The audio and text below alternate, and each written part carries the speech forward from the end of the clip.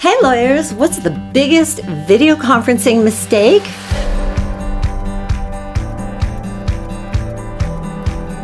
This video contains usable tips and an invite to a low-cost Zoom and cell phone mini course just for lawyers. Hi, Mary Cary here again, legal marketing specialist, helping law firms grow and streamline their practices since 2008.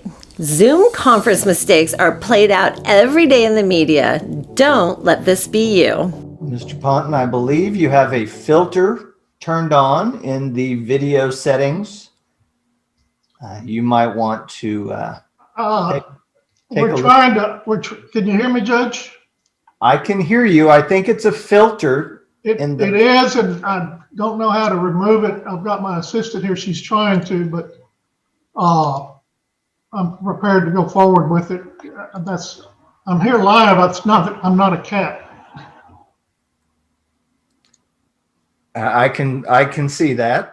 Today's tips are for my top ways to create great looking Zoom video.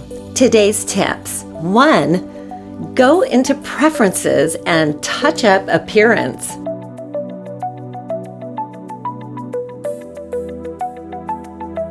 2. Adjust for low light if needed. Keep that set to manual. You want to be well lit unless you're telling a depressing story.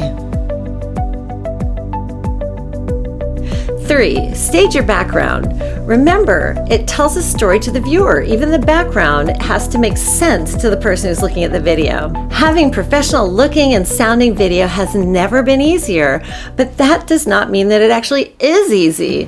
I've created an online course that will help a lot. There are 3 ways to work with us. 1, we do all this for you if we don't already work with your competition.